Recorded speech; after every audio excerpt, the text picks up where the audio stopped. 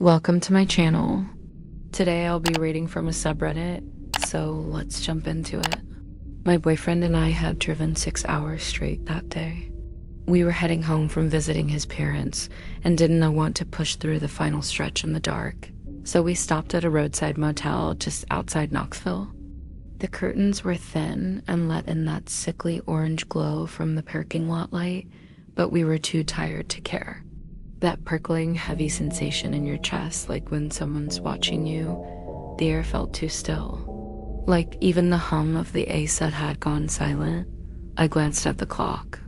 4:07. I didn't hear anything at first, but when I adjusted on the bed, I swear I felt a faint vibration from the frame. Like movement from below. There was a low creak, like pressure on the frame. We were out of the parking lot within 5 minutes. They took down the motel's name, made a copy of the photo, and told us they'd look into it. We never heard back. I tried finding the motel online later. The address still exists, but the listing is gone. No name, no phone number, just a pin on a map next to an empty lot. We drove in silence for half an hour before either of us spoke. I told him everything. He didn't believe me, not fully, until I showed him the picture ID managed to take of the phone before I dropped it.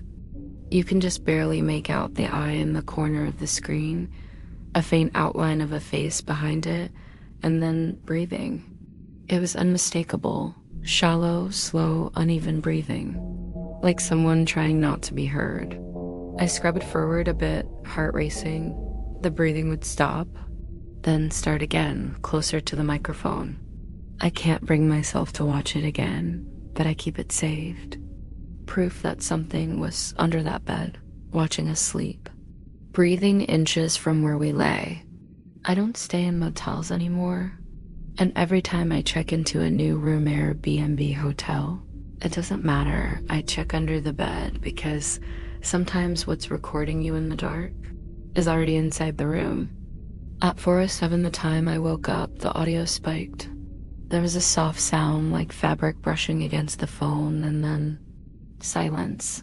I watched the screen, holding my breath, until something suddenly moved into frame. An eye. It appeared in the darkness, barely lit by a faint glow from the phone screen. Wide, bloodshot, blinking, staring directly into the lens, like it knew it was being watched. I screamed and dropped the phone. My boyfriend rushed back in seconds later and found me pale, shaking on the edge of the bed. We threw our bags down, brushed our teeth, and collapsed into bed without even pulling the sheets back. I remember commenting that the mattress was firmer than expected. He made some joke about sleeping on rocks. That was our last conversation before we both knocked out. It was nothing special, just one of those basic blue sign places you forget the name of an hour after checking out.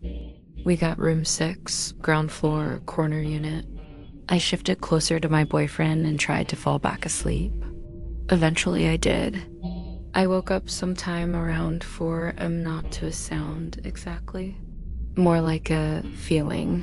No case. It was on, but the screen was black. When I pressed the power button, the screen flickered and opened directly to the camera app. It was recording. Still, the timer showed over 7 hours. I froze. The camera was set in selfie mode, but the view was pitch black. It must have been facing toward the underside of the bed the whole night. I opened the file. I told myself it was the pipes. Old motels are always creaky, right? The next morning, we got up and started packing. He went to grab coffee from the lobby while I gathered our stuff.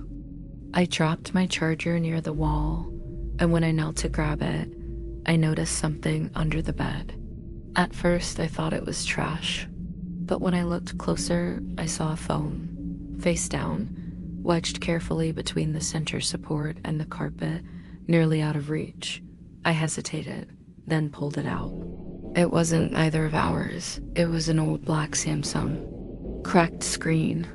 The first few minutes were just darkness with faint ambient motel noise, but around the 3-hour mark, something shifted. We left everything behind. I didn't even grab my bag.